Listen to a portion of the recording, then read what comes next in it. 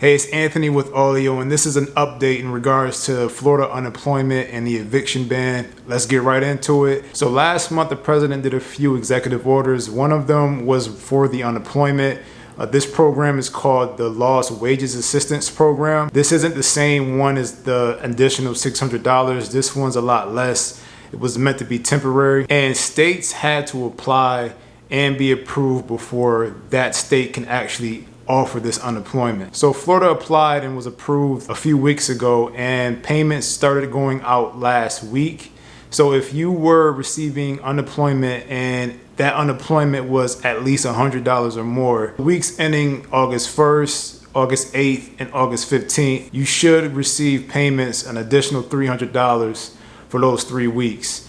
Now, today was announced that Florida did get approved for the 4th week. So there will be another payment, but this is likely going to be the last payment as Florida does not qualify to receive more funds. So the program was supposed to last for up to 6 weeks. Florida is going to get 4 weeks and most likely won't get the 5th and 6th. That's better than nothing. I know it's not what everyone is looking for. There's a lot of people losing their jobs now. Some, like flight attendants who were still working during the shutdown, who are now getting furloughed next month, won't be able to benefit off the additional $600 a week that everyone else did.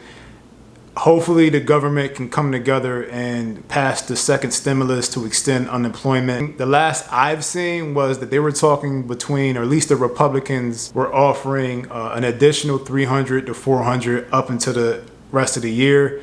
Again, I think that's better than nothing. I hope that they can come together and get that figured out because people are still losing their jobs. I know that the economy looks like it's getting better. The COVID cases are dropping. But for the people that are now losing their jobs, they need help, especially in Florida. The unemployment here is laughable. If you live in Miami, the most that you can get for unemployment is $275 a week. That's not going to cut it, especially, again, in Miami where rent is super high. Hopefully they'll get something situated and figured out within the next month. Now, you don't have to do a separate application or anything like that. If you requested benefits for those weeks, you'll just automatically get those funds. You had to have made more than $100 or received more than $100 in unemployment benefits to qualify for this. Also, the work search requirement has been waived up until December 5th. Now, the eviction ban has been extended for the rest of the year, but again, it's not like the CARES Act.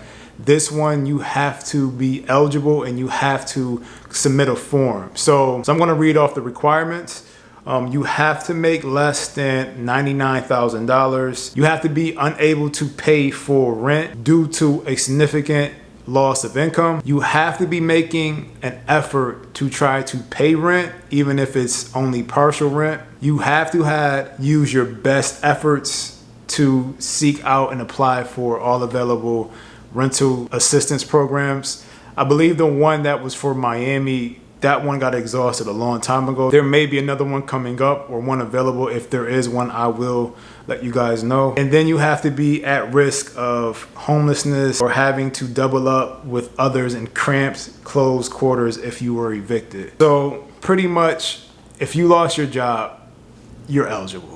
If you lost a significant amount of money, you should be eligible. Now, from what I've been researching, there's a lot of confusion with it because it's the CDC and there's a lot of questions being raised with this. So you have to submit this form to your landlord. The link for this form is in the description. This is just my opinion. I am a real estate agent. I am not a lawyer. This is not any legal advice, but if you're in this situation and you have to submit this form, I would definitely confirm in writing that you submitted this form to your landlord because, again, there's nothing really clear about this ban. So if you're giving this to your landlord physically, send them an email just confirming that you submitted it. If your landlord is or your property manager, because in Miami, most of the time you're dealing with property managers, you have to submit it to them or your landlord. If you have to mail it, send it via certified mail just to make sure that they have received it, or you can email it over to them. Again, I'm not sure what is the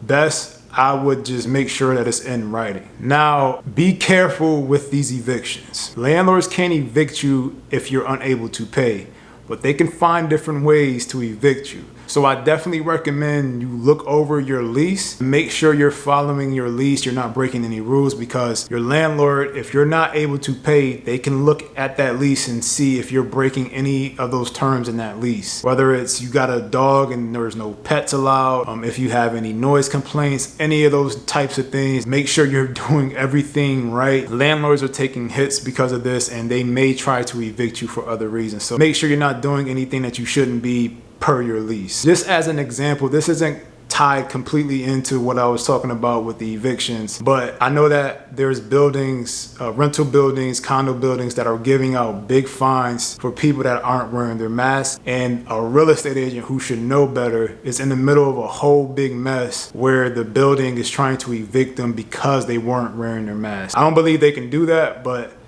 I don't know. But don't give your landlords or the building any reason to try to evict you, especially if you're not paying rent. If you're unable to pay rent, make sure you talk to your landlord. Don't just ghost them. Make sure that you talk to your landlord. They may be able to work something out with you. One of the biggest things that people have to keep in mind is once this ban is up and if you haven't been paying rent, you're going to have to pay all that money all at once. And with this order, it's not protecting you from fees. So make sure you're on your landlord's good side so they're not tacking on any fees. Pay them whatever you can and just communicate and work with them. Maybe you guys can figure something out, because these are weird times. The landlords are in a messed up situation, tenants are in a messed up situation. The best thing that we can do is try to work together. And last thing, you may want to reach out to a lawyer if you cannot afford a lawyer. I mean, lawyers are expensive. Every state has a legal aid society where they offer free consultations for people with low income. So again, if you lost your job, reach out to them. The link is also in the description for that. And I also have the link for the order for the unemployment in there. Pretty much everything that I covered, I have links in the description. So thanks for watching. I hope this was helpful. I hope this was some valuable information. This information is out. I'm just trying to gather it all together and, put it out on my YouTube channel. I don't know all the questions. I'm just a real estate agent trying to stay on top of what's going on. I've had clients that have been going through a rough time. I've went through a rough time. My girlfriend's going through a rough time. We're all in this together. If you have any comments, if you have any questions, feel free to hit up the comments. I'll try to answer them to the best of my ability. Again, I don't know everything that's going on, but I will look into it and try to give you an answer for whatever your questions are. But again, thanks for watching, and I'll see you guys in the next update.